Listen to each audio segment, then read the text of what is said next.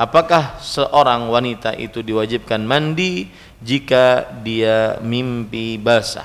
Rasulullah sallallahu alaihi wa ala alihi wasallam bersabda, ya, jika dia memang melihat air di pakaiannya.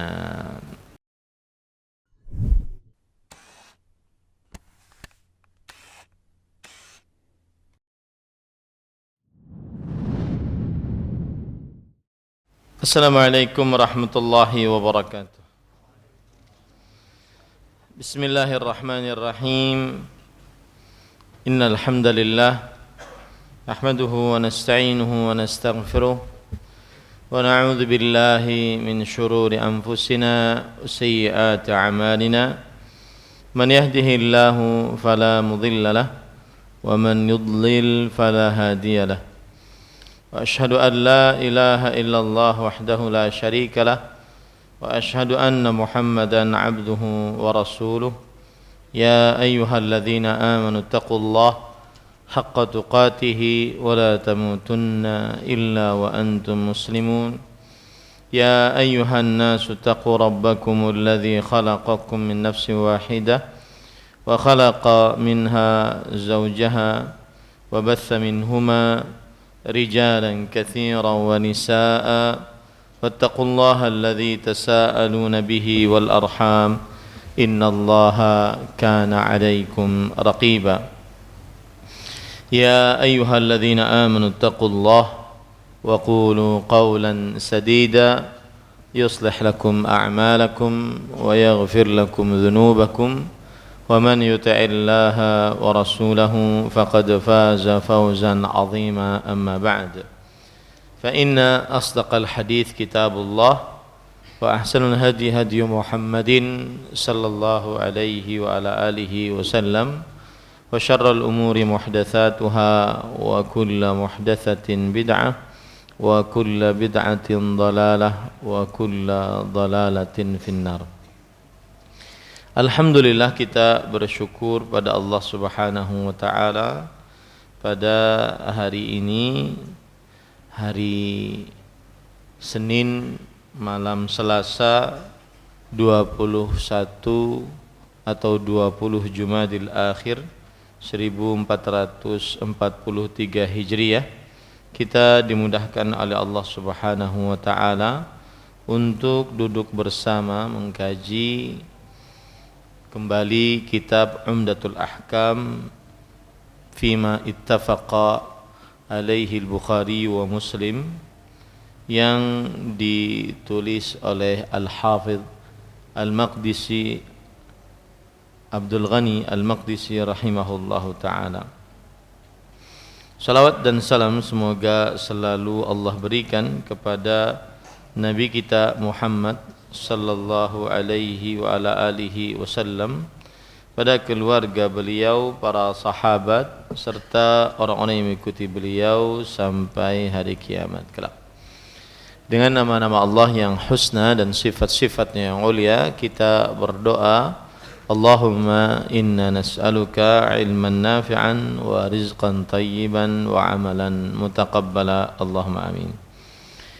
Ahibati fillah, afanillah wa iyyakum, jamaah Masjid Al-Faruq Kabupaten Banjar yang saya cintai karena Allah. Semoga Allah Subhanahu wa taala selalu memberikan afiat kepada kita di dunia dan di akhirat. Pada kesempatan kali ini kita membaca hadis yang ke-35 di dalam buku terjemahan kita. Saya bacakan terjemahannya. Qala al-musannif rahimahullah عن عبد الله بن عمر رضي الله عنهما أن عمر بن الخطاب رضي الله عنه قال يا رسول الله أيرقد أحدنا وهو جنب قال نعم إذا توضأ أحدكم فليرقد وهو جنب. Dari Abdullah bin Umar radhiyallahu anhuma menuturkan bahwa Umar bin Khattab radhiyallahu anhu mengatakan, wahai Rasulullah, apakah salah seorang di antara kami diperbolehkan tidur dalam keadaan junub? Nabi Muhammad sallallahu alaihi wasallam menjawab, boleh jika dia sudah berwudu. maka dia boleh tidur meskipun dalam keadaan junub. Taib. Poin pertama dari hadis ini adalah biografi sahabat yang meriwayatkan hadis ini, yaitu Abdullah bin Umar bin Khattab bin Nufail Al-Qurashi Al-Adawi. Jadi nama lengkap beliau adalah Abdullah bin Umar bin Khattab bin Nufail, dan beliau dari suku Quraisy dan Al-Adawi. Masuk Islam bersama bapaknya yaitu Umar bin Khattab radhiyallahu anhu. Kemudian beliau berhijrah ke kota Madinah, dan beliau tidak ikut perang Uhud dan juga perang Badar dikarenakan umur beliau masih kecil waktu itu. Kemudian Nabi Muhammad SAW mengizinkan beliau untuk ikut perang Khandaq tahun ke-5 Hijriyah. Perang Khandaq atau yang disebut dengan perang Al-Ahzab. Khandaq karena ada parit yang mengelilingi kota Madinah. Dibuat parit besar agar tidak dapat diserang oleh faksi-faksi kesyirikan dan kekafiran. Disebut perang Al-Ahzab karena seluruh hizb, seluruh faksi, dari mulai orang Nasrani, orang Yahudi, orang-orang musyrik Quraisy dan juga orang Majusi, mereka seluruhnya menyerang kota Madinah. Makanya disebut dengan Al-Ahzab. Dan Nabi Muhammad SAW menyaksikan beliau adalah orang yang saleh dan beliau mempunyai keutamaan yaitu ahli wara'. Wara' artinya adalah meninggalkan sesuatu yang dikhawatirkan di akhirat mendatangkan keburukan. Padahal dia mubah, tapi beliau tinggalkan, tetapi karena dikhawatirkan di akhirat mendatangkan keburukan, beliau tinggalkan. Imam Malik rahimahullah berkata, baqiya ibnu Umar ba'da Nabi sallallahu alaihi wasallam 60 sanah yaqdumu alaihi ufudun nas, yakni li talaqqil ilm, wa kana radhiyallahu anhu syadidut taharri wal ihtiyat fi fatwa. Imam Malik bin Anas rahimahullah, beliau berkata, Abdullah bin Umar hidup setelah Rasul sallallahu alaihi wasallam wafat sekitar 60 tahun. Jadi masih lama ya. Berarti beliau sekitar tahun ke-71 Hijriyah beliau meninggal. Orang-orang banyak mendatangi beliau untuk menimba ilmu dari beliau. Dan Abdullah bin Umar radhiyallahu anhu terkenal dengan sangat pelit di dalam berfatwa. Sangat hati-hati dalam fatwa. Dan beliau terkenal juga dengan segala sesuatu beliau kerjakan sendiri. Ini salah satu biografi dari Abdullah bin Umar radhiyallahu anhuma. Dan beliau wafat di kota Mekah pada tahun ke-73 Hijriyah. Nah, sebagaimana kita sudah sebutkan tadi, bahwasanya beliau wafat pada tahun ke-73 Hijriyah. Kemudian biografi yang kedua yaitu Umar bin Khattab radhiyallahu anhu. Umar bin Khattab radhiyallahu anhu. Dan Umar bin Khattab radhiyallahu anhu ini sudah kita bahas pada hadis yang paling pertama, yaitu beliau adalah Umar bin Khattab bin Nufail Al-Qurashi Al-Adawi. Dan beliau adalah Amirul Mukminin. Pertama kali yang memakai gelar Amirul Mukminin adalah Umar bin Khattab. Artinya pemimpin orang beriman. Karena Rasulullah SAW digantikan oleh Abu Bakar As-Siddiq. Abu Bakar As-Siddiq memakai gelar Khalifatu Rasulillah sallallahu alaihi wasallam. Artinya pemimpin pengganti Rasulullah SAW. Nah, Umar bin Khattab tidak mungkin memakai khalifatu Rasulillah, enggak. Makanya gelarnya baru, yaitu Amirul Mukminin. Kemudian beliau memiliki gelar juga Al-Faruq. Al-Faruq yang dengannya nama masjid kita. Li'annahu yufarriqu bainal haqqi wal batil. Karena membedakan antara yang hak dan yang batil. Belum masih ingat waktu itu Kak Haji Bambang minta nama Al-Faruq aja gini sudah cukup. Al-Faruq karena ada Umar anak beliau, kemudian dikasih nama Al-Faruq. Taib. Kemudian padahal bagus tuh Masjid Ulun di pesantren namanya Abu Bakar. Kemudian di sini Umar, Handil Bakti Utsman.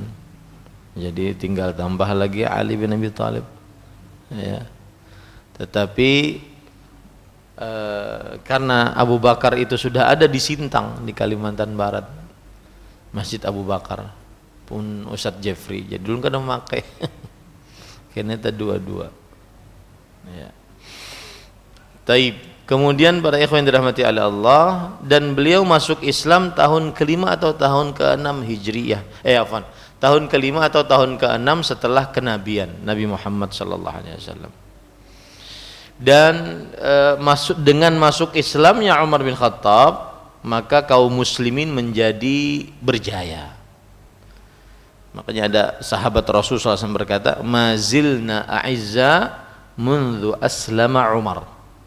Masih saja kita itu jaya, merasa bangga semenjak masuk Islamnya Umar bin Khattab radhiyallahu anhu. Kemudian beliau menjadi khalifah sepeninggal Abu Bakar As-Siddiq radhiyallahu anhu dengan penunjukan dari Abu Bakar radhiyallahu anhu. Dan ini salah satu cara mencari pemimpin dalam Islam, yaitu pemimpin yang ada menunjuk yang setelahnya. Pemimpin yang ada menunjuk yang setelahnya. Cara apa mencari pemimpin yang lain dalam agama Islam adalah dengan musyawarah ahlul halli wal aqd. Musyawarah pemimpin dari kaum muslimin yang ada, yaitu 6 orang, dan itu dilakukan oleh Umar bin Khattab radhiyallahu anhu. Beliau memilih 6 orang, kemudian beliau yang 6 orang ini bermusyawarah siapa yang pantas untuk menjadi pemimpin. Waktu itu adalah Utsman bin Affan radhiyallahu anhu.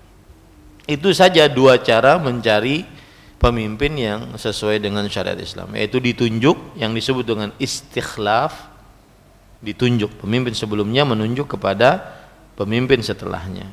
Dan yang kedua adalah dengan musyawaratu ahlul halli wal aqd. Adapun demokrasi bukan dari Islam. Demokrasi bukan dari Islam. Taib. Kemudian ahibati fillah afanillah wa iyyakum.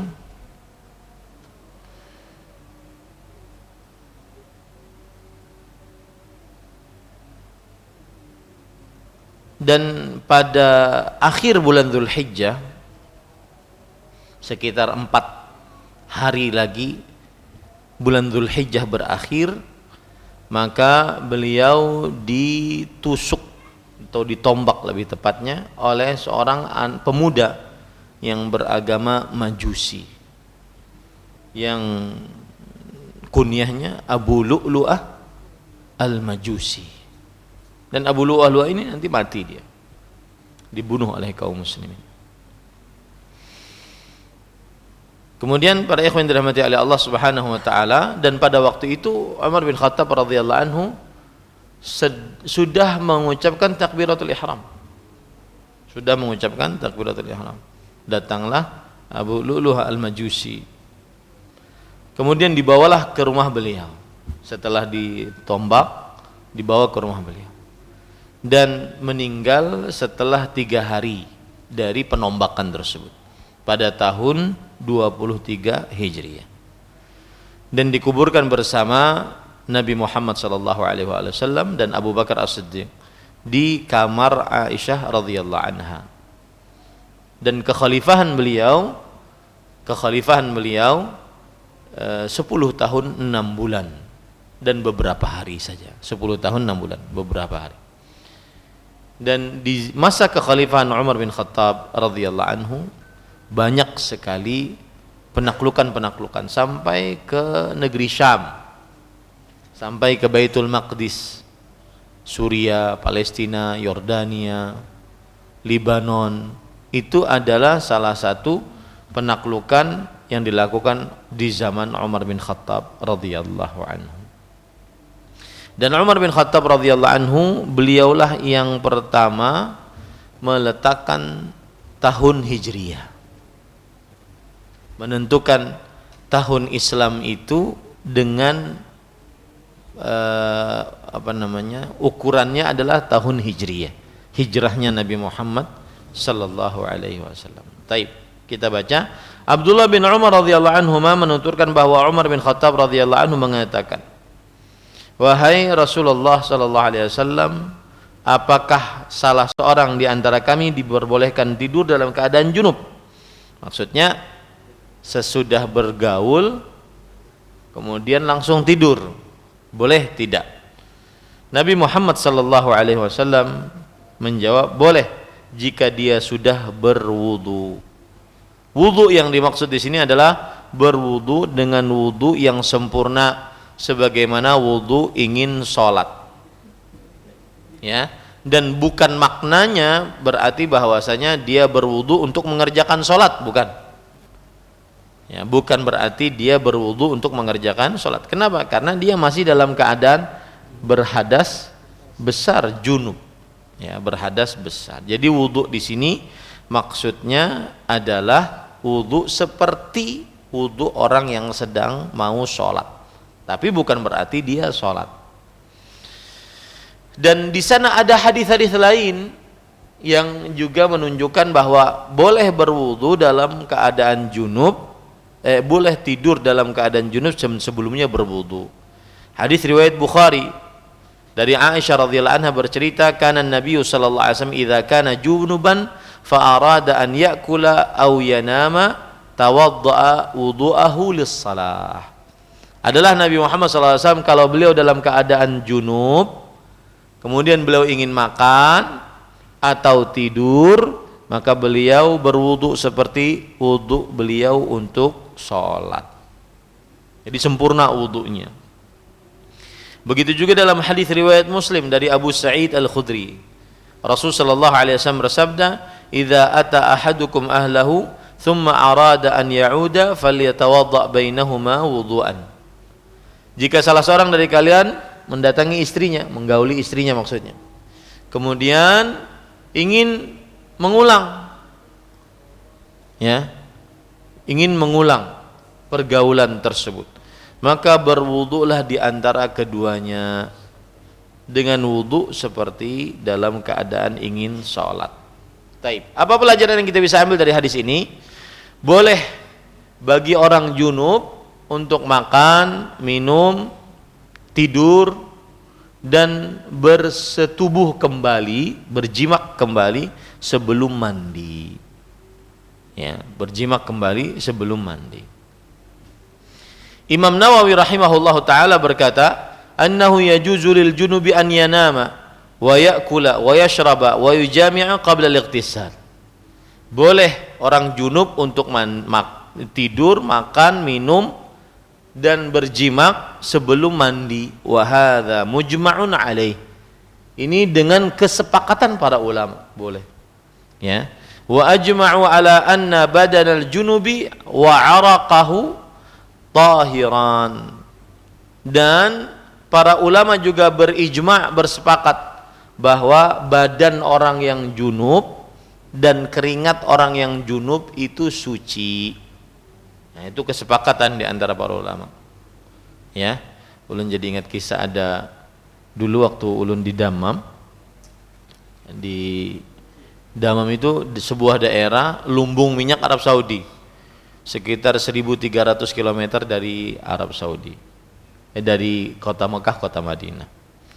Diceritakan di situ, atau sesuai dengan penelitian di situ, sekitar ada 100 tahun lagi minyak di Arab Saudi. Nah, banyak orang-orang ekspat. Maksudnya ekspat itu pendatang dari Filipina dan mereka beragama Nasrani. Nah, kantor Ulun waktu itu Ulun kerja di situ, tugasnya adalah mendakwahi mereka. Dan alhamdulillah, dan ini mungkin jarang dikupas oleh sebagian orang, salah satu kebaikan kerajaan Arab Saudi, terkadang di kantor itu masuk Islam di kantor kita per bulan 80 orang. Dan itu kantornya kadang-kadang ada per kabupaten. Karena perusahaan banyak, pabrik banyak, maka pekerjanya pun banyak, 80 orang. Itu kalau bukan bulan Ramadan. Kalau Ramadan 2 kali lipat. Berkah Ramadan orang masuk Islam. Nah, ada mantan pendeta masuk Islam. Jadi dulunya di Filipina, bekerja di Arab Saudi, kemudian masuk Islam. Di Filipina dia pendeta, masuk Islam. Pulang lagi ke Filipina waktu libur kan, libur mungkin lagi ngambil vacation holiday gitu. Maka kemudian istrinya kan masih Nasrani. Nah, setelah bergaul, karena tidak dicerai, kan boleh saja kita memiliki istri dari yang beragama Nasrani. Setelah bergaul, dia berusaha untuk mandi, karena mandi hanya dianjurkan, tidak wajib. Ya, yang diwajibkan apa? Yang disunnahkan adalah berwudu sebelum makan, minum, tidur. Maka orang ini ditanya oleh istrinya, seburuk itukah saya? Kamu setelah bergaul dengan saya, kamu harus mandi? Kata teman saya ini, beginilah ajaran agama Islam kami, mengajarkan kebersihan. Ya, kebersihan. Nah, ini maksud saya, cerita ini adalah bahwa disunnahkan seseorang ketika sudah berhubungan untuk berwudu kalau ingin tidur, makan, minum atau berjimak kembali. Dan ini adalah ijma' di antara para ulama. Kemudian Imam Nawawi berkata, wa fiha annahu yustahabu an yatawadda'a wa yaghsila farjahu. Dan di dalamnya juga, dalam hadis tersebut dianjurkan untuk berwudu dan membasuh kemaluannya, lihadhil umuri kulliha, untuk ya segala perkara tadi, makan, minum, berjimak, tidur, ya, dianjurkan untuk berwudu dan membasuh kemaluannya. Wala siyama idza arada an jima'a man lam yujami'ha fa innahu yuta'akkadu istihbabu ghusli dzakarihi. Nah, apalagi kalau babini dua, ya, jam 8 pian gilir yang pertama, selesai urusan lah. Nah, kemudian jam 9 pian gilir yang kedua. Maka syarat berpoligami itu kan harus kuat. Jangan letoy kena main-main. Ya. Maka dia harus kuat. Nah, jam 9 dia gilir yang kedua. Nah, sebelum menggauli yang kedua, basuh kemaluannya. Apa fungsinya? Karena dia agar tidak tercampur mani dengan mani. Karena yang kedua hamil, tetapi ada campuran yang pertama. Pahamlah maksudnya. Nah, itu tujuannya. Maka sangat dianjurkan, kata Imam An-Nawawi rahimahullah, untuk membasuh kemaluannya jika ingin menggilir yang selanjutnya. Nah, ini ilmu barang kita dulu kan. Ngubuhan kedawani.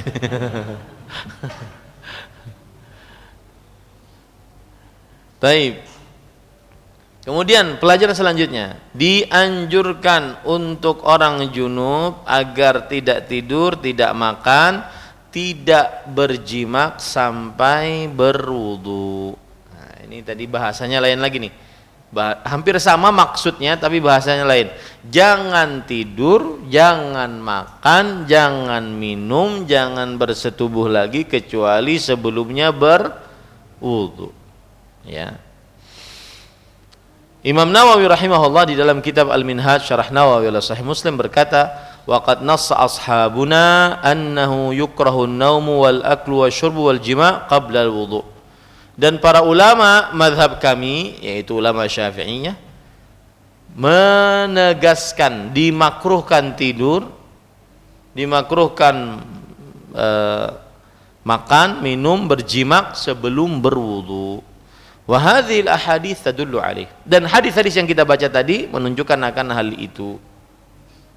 Ya, makruh. Apa makruh? Pengertian makruh itu apa? Jika dikerjakan tidak berdosa. Nah, itu pengertian makruh. Jika dikerjakan tidak berdosa. Nah, wala khilafa indana anna hadzal wudu'a laisa biwajib. Nah, tapi kata beliau, tidak ada ikhtilaf di antara ulama mazhab Syafi'i bahwa wudu ini tidak wajib. Jadi bolehlah guring, ya. Biasanya mungkin sebagian laki-laki setelah berjima mungkin langsung tidur, ya, begarak aja kada kawal lagi mungkin, ya, langsung tidur dia. Maka pada saat itu ya sudah, dia mengerjakan yang makruh tetapi dia tidak berdosa karena tidak wajib untuk berwudu. Wa bihadza qala Malikun wal jumhur wa dhahaba Ibnu Habib min ashabi Malik ila wujubihi. Dan ini pendapat Imam Malik, gurunya Imam Syafi'i. Dan ini pendapat jumhur ulama bahwa tidak berwudu tidak wajib. Berwudu tidak wajib. Ya. Tetapi ini lihat, ini sering saya katakan, ini yang menunjukkan bahwasanya bermadhab tidak wajib. Mengikuti satu mazhab tidak wajib. Ibnu Habib, salah satu ulama dari mazhab Maliki, menyelisih Imam Malik. Imam Malik mengatakan tidak wajib, beliau mengatakan wajib. Itu dalil bahwasanya harus bermadhab itu tidak benar. Paham ini para ikhwah? Ya. Baik. Kemudian kita baca hadis selanjutnya. Qala al-musannif rahimahullahu ta'ala an Ummi Salamah radhiyallahu anha zawjin Nabi sallallahu alaihi wa ala alihi wa sallam qalat ja'at Ummu Sulaimin imra'atu Abi Talhah radhiyallahu anha ila Rasulillah sallallahu alaihi wasallam faqalat ya Rasulullah inna Allah la yastahi minal haqq fahal 'ala al-mar'ati min ghuslin idha hiya ihtalamat faqala Rasulullah sallallahu alaihi wa ala alihi wasallam na'am idha hiya ra'atil ma', yang artinya Ummu Salamah radhiyallahu anha istri Nabi Muhammad sallallahu alaihi wa ala alihi wasallam mengatakan bahwa Ummu Sulaim istri Abu Talhah menemui Rasulullah sallallahu alaihi wasallam dan bertanya, "Wahai Rasulullah, sesungguhnya Allah tidaklah malu untuk menjelaskan kebenaran. Apakah seorang wanita itu diwajibkan mandi jika dia mimpi basah?" Rasulullah sallallahu alaihi wa ala alihi wasallam bersabda, "Ya, jika dia memang melihat air di pakaiannya." Baik. Para ikhwan yang dirahmati oleh Allah Subhanahu wa taala, kita bahas hadis ini dulu, yaitu hadis dari Ummu Salamah radhiyallahu anha.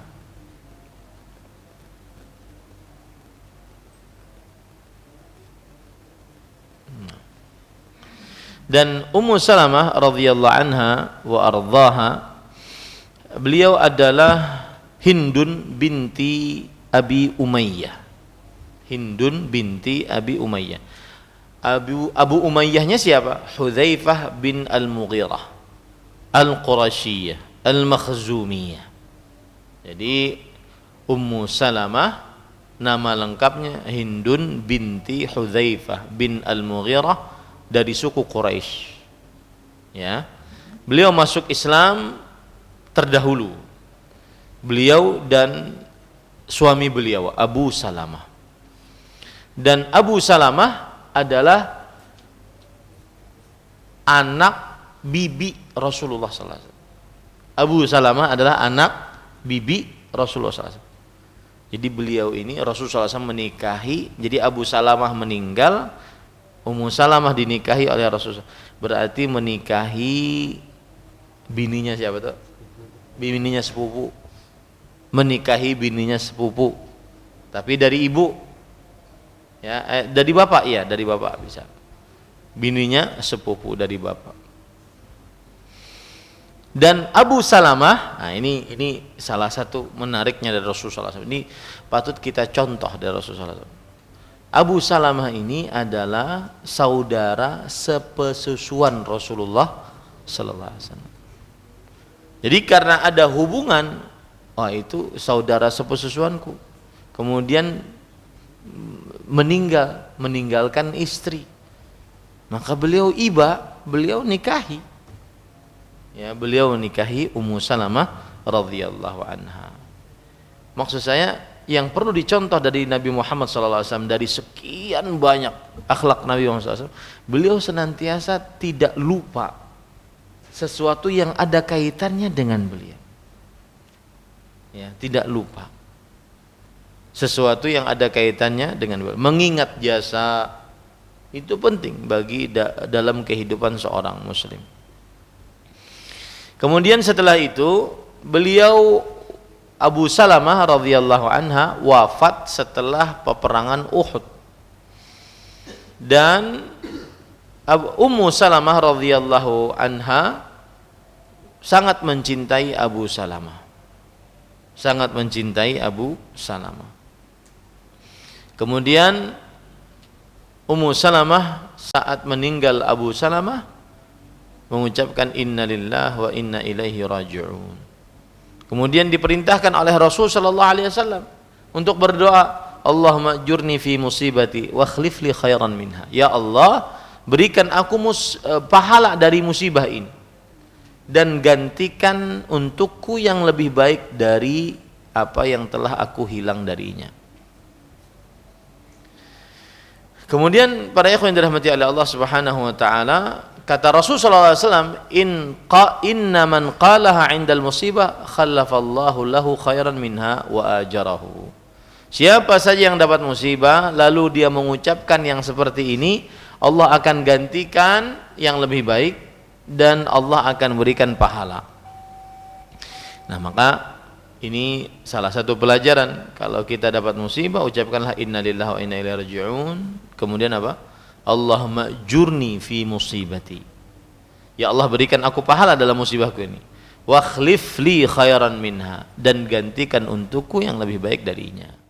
Kemudian Ummu Salamah radhiyallahu anha,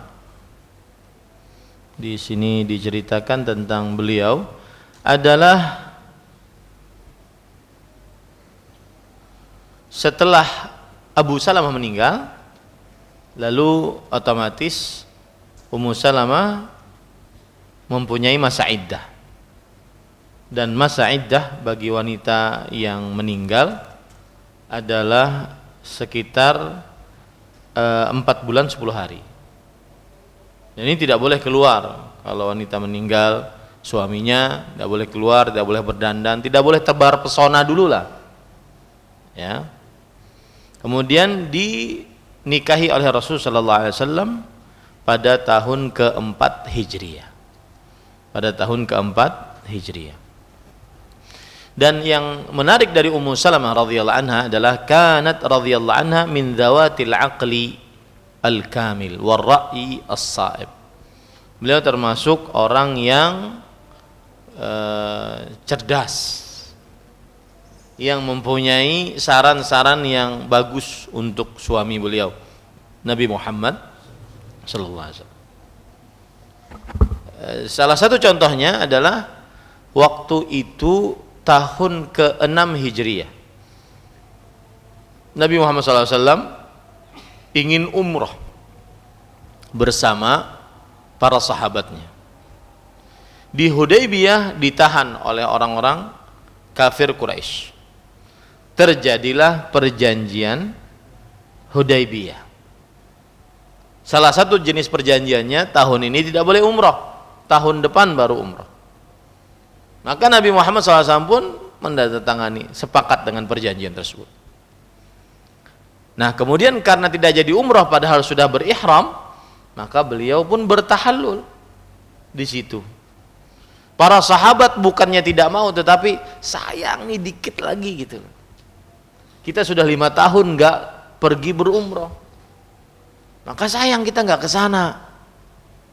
Akhirnya Nabi Muhammad SAW masuk ke dalam tenda dalam keadaan marah karena para sahabat tidak mau menurut dengan beliau pada waktu itu.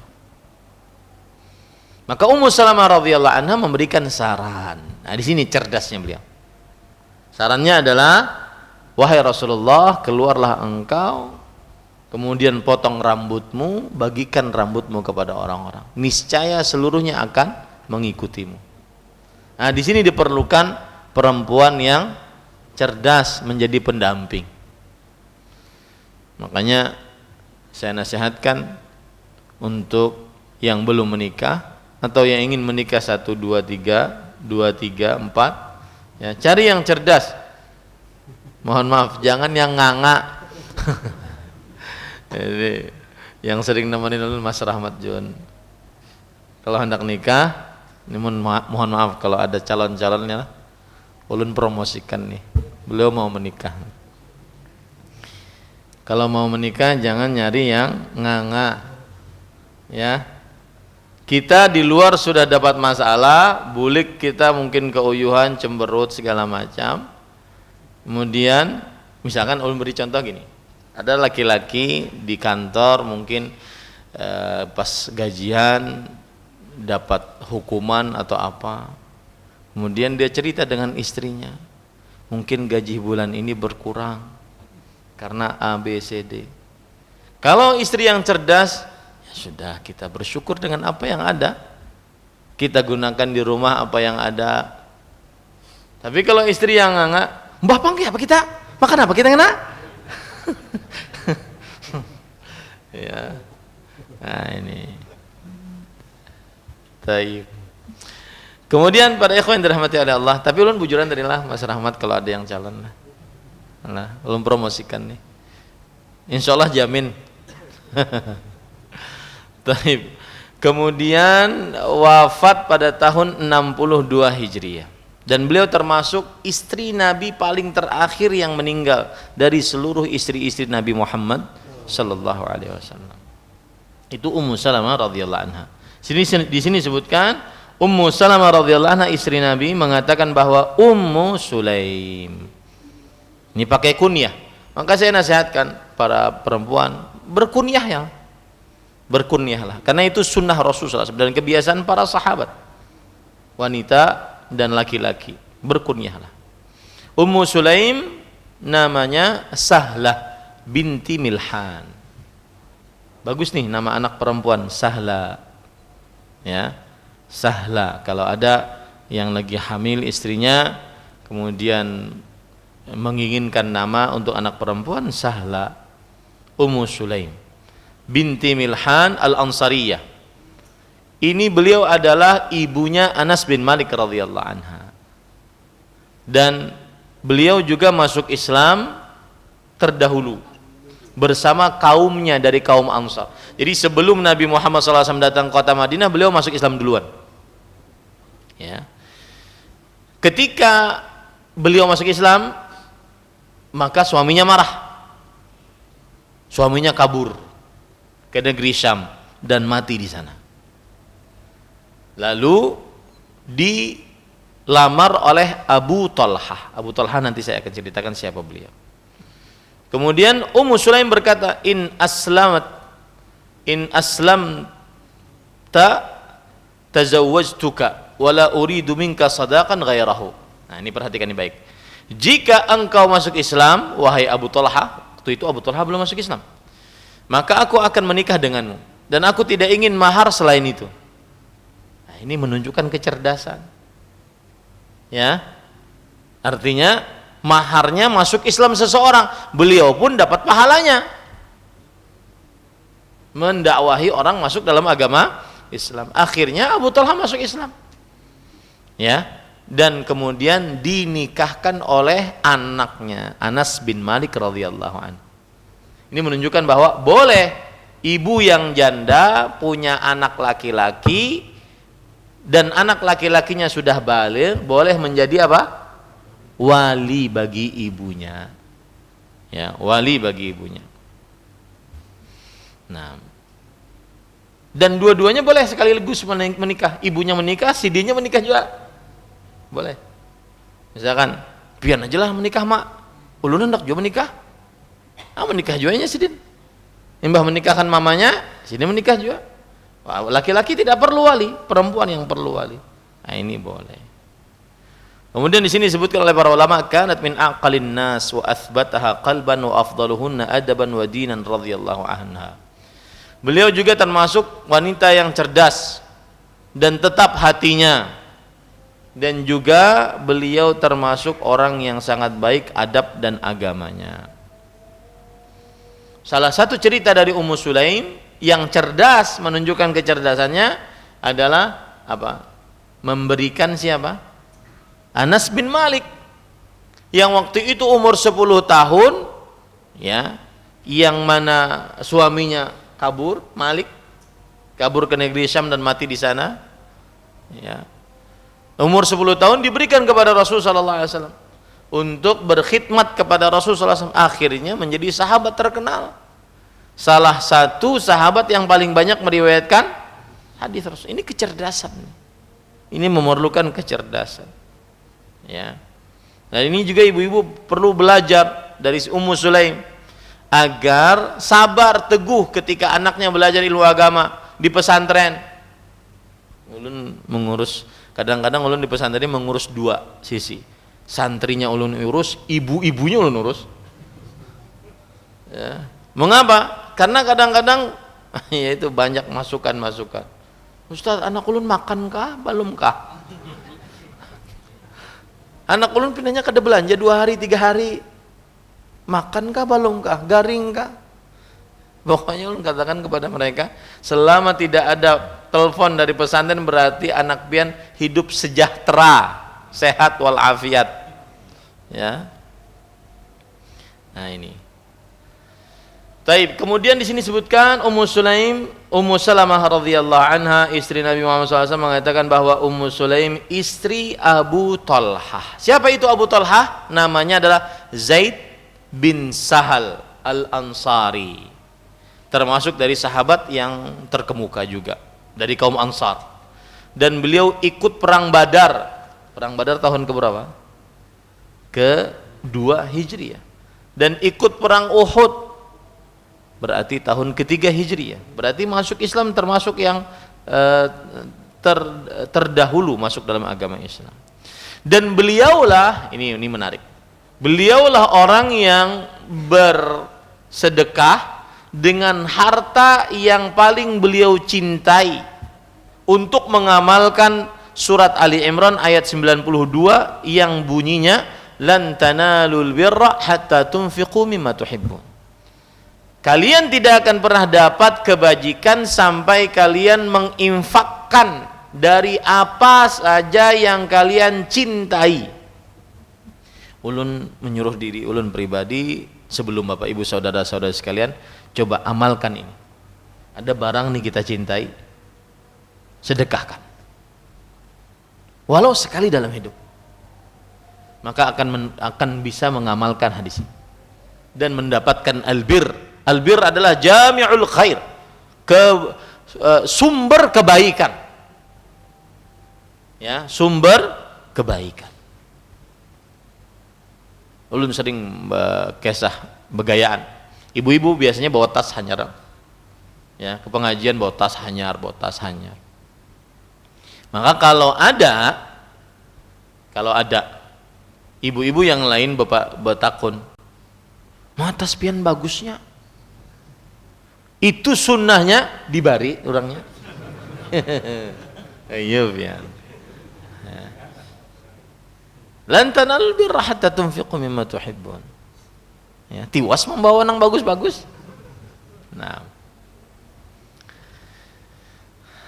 Dan beliau wafat sekitar tahun 50 Hijriyah. Baik. Kita lanjut. Itu beberapa biografi menarik ya. Kita kalau baca biografi sahabat Nabi ini adalah sesuatu yang sangat menarik. Ada lagi cerita tentang Ummu Sulaim yang sangat luar biasa. Mungkin ini para istri bisa mengamalkannya. Abu Talha, beliau punya anak namanya Talha. Anaknya ini sakit dan beliau tinggal karena Abu Talha mau bekerja keluar.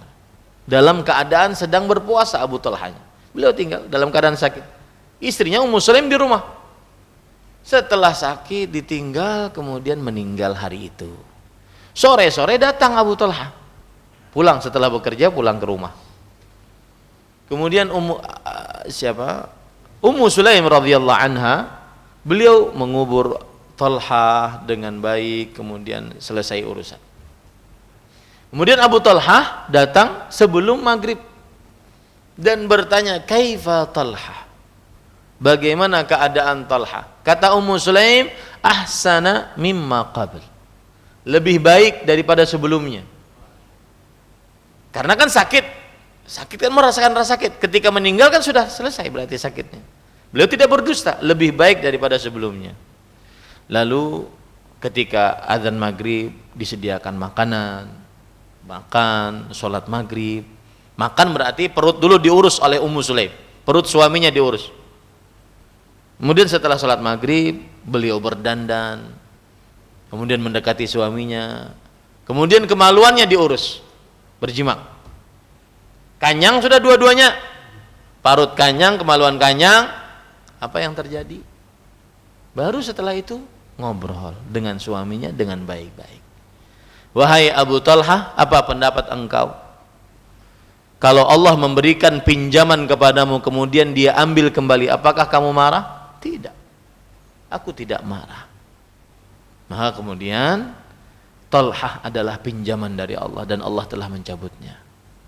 Kemudian setelah itu Abu Talha tidak terlalu sedih. Ini yang ingin saya ambil dan pelajaran bagi ibu-ibu. Pintar-pintar menjaga perasaan suami. Abu Talha menerima akhirnya. Inna lillahi wa inna ilaihi rajiun. Besok pagi mereka berdua menghadap kepada Rasulullah SAW tentang kejadian mereka berdua tadi malam. Kata Rasulullah SAW, la'allallaha yubariku lakuma fi lailatikuma. Semoga Allah memberkahi bagi kalian berdua atas jimaknya kalian berdua tadi malam. Tidak berapa lama Ummu Sulaim hamil lagi. Subhanallah. Pelajarannya adalah para istri pintar-pintar menjaga tenggang rasa dengan perasaan suami. Ya. Dan jangan mudah panik. Ya, jangan mudah panik. Pintar-pintar menjaga perasaan suami. Baik. Kemudian ahibati fillah afanillah wa iyyakum. Kita lanjut. Ummu Sulaim istri Abu Talha menemui Rasul sallallahu alaihi wasallam dan bertanya, wahai Rasulullah, sesungguhnya Allah tidaklah malu untuk menjelaskan kebenaran. Sesungguhnya Allah tidaklah malu untuk menjelaskan kebenaran. Mengapa beliau katakan ini sebelum beliau berbicara yang lebih dalam lagi? Karena ini sebagai pendahuluan untuk sesuatu yang akan dibicarakan dan itu tabu dibicarakan. Karena berkaitan dengan kemaluan. Ya, berkaitan dengan kemaluan. Dan di dalam hadis ini menunjukkan bahwasanya Allah mempunyai sifat malu. Dan sifat malu yang dimiliki oleh Allah sifat hakiki sesuai dengan keagungan dan kemuliaan Allah Subhanahu wa taala. Nah, lalu beliau Ummu Sulaim bertanya, apakah seorang wanita itu diwajibkan mandi jika dia mimpi basah? Apakah seorang wanita itu diwajibkan mandi jika dia mimpi basah? Mimpi basah di sini maksudnya adalah saat tidur bermimpi, bergaul, berjimak, ya. Dan subhanallah para ikhwan, hati-hati. Godaan syaitan. Kadang-kadang syaitan mengganggu yang dimimpikan mantan umat. Belum pernah ada kawan gitu. Malam-malam dia bermimpi, Din, anak ketemu mimpi mantan SMA. Wallahi langsung hati ini gemetar. Langsung telepon kawan SMA, kayak apa kabarnya wah ini? Jadi diganggu oleh setan perasaannya untuk cinta kepada istrinya, jadi semacam agak pergoncangan. Langsung dia salat kepada Allah Subhanahu wa taala, berdoa, akhirnya hilang. Jadi hati-hati para ikhwan yang dirahmati Allah. Allah itu punya hikmah dalam ujiannya. Kita tidak tahu diuji dengan apa oleh Allah Subhanahu wa taala. Dimimpikan mantan, subhanallah. Ya, hati-hati. Jadi yang dimaksud di sini adalah jika dia mimpi basah, maksudnya saat tidur bermimpi berhubungan badan. Rasul sallallahu alaihi wasallam menjawab, ya, jika dia memang melihat air di pakaiannya. Maksudnya adalah air di sini yaitu air apa? Mani. Yang dimaksud di sini adalah air mani. Nah, pelajaran dari hadis ini yaitu fihi dalilun ala anna kullan nisa yahtalimna. Kata Imam Ibnu Battal, ulama Islam, mengatakan bahwa hadis ini menunjukkan dalil bahwa perempuan pun bermimpi basah. Perempuan pun bermimpi basah. Ini para ikhwah. Kemudian pelajaran yang selanjutnya dari hadis ini, fihi dalilun ala wujubil ghusli 'alal mar'ah bil inzal. Di dalamnya terdapat dalil bahwa wajib mandi bagi perempuan kalau keluar air mani, meskipun tidak berjimak secara nyata. Tapi kalau keluar air mani, maka wajib mandi junub. Ya. Kemudian pelajaran yang ketiga dari hadis ini juga yang dikatakan oleh Al-Hafidz Ibnu Rajab Al-Hambali rahimahullah, bahwa anna lil mar'ati ma'an kama lirrajuli ma'. Laki-laki punya air mani, perempuan pun punya air mani. Ya, ini dalil menunjukkan bahwasanya laki-laki punya air mani, perempuan pun punya air mani.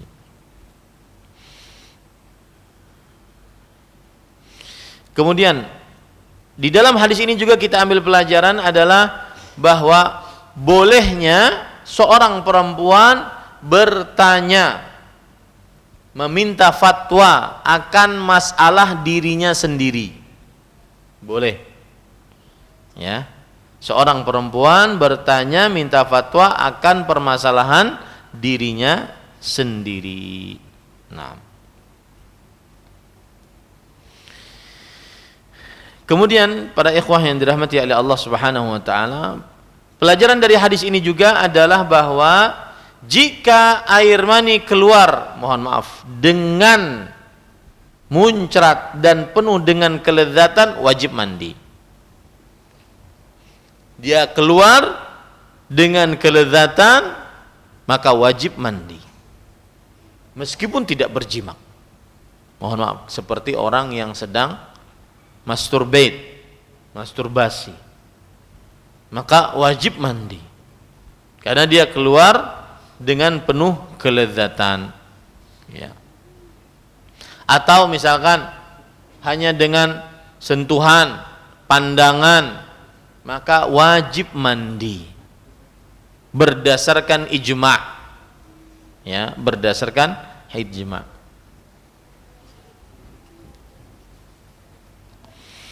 Imam Ibnu Qudamah berkata, khurujul mani ad-dafiq bi syahwah yujibul ghusl minar rajuli wal mar'ah fi yaqdhah aw fi naum. Ini perhatikan baik-baik. Keluarnya mani dengan muncrat penuh syahwat mewajibkan mandi baik dari laki-laki ataupun perempuan, baik dalam keadaan jaga ataupun tidur. Dan dia adalah pendapat qaulu ammatil fuqaha, pendapat kebanyakan para ahli fikih. Bahkan Imam Tirmidzi mengatakan la na'lamu fihi khilafan, tidak ada khilaf di antara para ulama dalam hal ini. Wajib mandi kalau air maninya keluar dengan lezat, ya, baik dari laki-laki ataupun perempuan. Nah, alhamdulillah selesai. Masih banyak pelajaran-pelajaran dari air mani tersebut. Insyaallah kita bahas pada pertemuan yang akan datang. Wa sallallahu nabiyana Muhammad walhamdulillahirabbil alamin. Ini ada pertanyaan yang sampai, tidak wajib bermazhab tadi apakah berlaku untuk orang yang sudah mencapai derajat mujtahidkah atau untuk orang masih awam? Mohon penjelasannya. Orang masih awam tugasnya apa? Bertanya kepada ulama. Ya, bertanya kepada ulama yang dia anggap pintar dalam permasalahan agama, lalu dia mengamalkan. Yang saya maksud tidak wajib bermazhab adalah kalau seandainya tidak bermazhab berdosa. Nah, itu enggak benar itu. Enggak ada dalil yang menunjukkan hal itu. Atau kalau seandainya menganggap perkataan ulama madhab seperti Al-Quran dan hadis tidak boleh diselisihi. Nah, ini enggak ada dalil yang menunjukkan akan hal itu. Allahu a'lam. Apakah boleh apabila kita refleks ingin berdoa hanya mengucapkan saja tanpa mengangkat tangan dan menghadap kiblat? Boleh saja. Mengangkat tangan menghadap kiblat adab. Boleh berdoa seseorang tanpa mengangkat tangan, tanpa menghadap kiblat. Allahu a'lam. Apakah boleh berdoa selesai sholat? Jawabannya boleh. Berdoa sebelum sholat, di dalam sholat, setelah selesai sholat, boleh. Berdoa asal hukumnya umum. Dan ini sering sekali ditanya ini, ya. Tetapi bahkan kadang-kadang pertanyaan ini ciri, Ustadz itu dari kelompok ini, Ustadz ini dari kelompok ini. Ya, padahal dia masalah fikih. Padahal dia masalah apa? Fikih. Maka boleh berdoa sebelum sholat, di dalam sholat, setelah selesai sholat. Tetapi jika merutinkan berdoa setelah selesai sholat, mana dalilnya? Itu aja. Kalau seandainya dan kemudian, bukan kalau seandainya, dan kemudian berdoa di dalam sholat lebih utama. Karena Rasulullah SAW memerintahkan untuk berdoa di saat sujud. Aqrabu ma yakunul abdu min rabbih fahuwa sajid. Keadaan paling dekat antara seorang hamba dengan Allah adalah saat sujud. Fa'aktsiru fihi du'a. Maka perbanyaklah doa di dalamnya. Kemudian juga saat sebelum saat sebelum salam, setelah tasyahud, setelah salawat, setelah innaka hamidum majid, berdoalah. Karena Rasulullah SAW bersabda, liyatakhayyar minad du'a ma syaa. Pilihlah dari doa sekehendaknya. Jadi berdoa di dalam sholat lebih utama dibandingkan di luar sholat. Nah, yang jadi masalah adalah merutinkan setelah sholat fardu atau setelah sholat sunnah. Baik itu doa sendirian ataupun doa secara berjamaah. Maka belum ada dalil yang menunjukkan bahwa dirutinkan berdoa setelah sholat fardu atau setelah sholat sunnah, apalagi berjamaah. Yang ada Rasulullah SAW beristighfar, kemudian mengucapkan Allahumma antas salam, kemudian mengucapkan kalimat tauhid, lalu setelah itu membaca tasbih, tahmid, takbir, lalu setelah itu membaca kalimat ikhlas, lalu setelah itu membaca ayat kursi, kemudian surat al-ikhlas, al-falaq, an-nas, kemudian selesai. Ya, seperti itu yang dikerjakan oleh Rasulullah SAW. Wa khairul hadi hadi Muhammadin sallallahu alaihi wasallam. Sebaik-baik petunjuk adalah petunjuk Nabi Muhammad SAW. Tetapi jika ingin berdoa setelah sholat terlarang tidak? Tidak. Mungkin ada hajat, hendak melamar bini kedua misalkan. Ya, ada hajat, maka dia berdoa mudah-mudahan diterima. Ada hajat yang mendesak, dia berdoa saat itu, maka tidak mengapa. Yang jadi masalah apa? Merutinkan. Nah, itu perlu dicari dalilnya. Jika ada dalil maka amalkan, jika tidak ada maka at-tawaqquf, berdiam lebih utama, karena asal hukum beribadah adalah berdiam sebelum ada dalilnya. Ini yang bisa saya sampaikan. Subhanakallah bihamdik, asyhadu an la ilaha illa anta, astaghfiruka wa atubu ilaik. Sallallahu nabiyana Muhammad walhamdulillahirabbil alamin. Wassalamualaikum warahmatullahi wabarakatuh. Terima kasih. Jazakumullah khairan wa barakallahu fikum. Video ini dibuat atas partisipasi dari donasi Anda. Semoga menjadi amal jariah bagi Anda semuanya.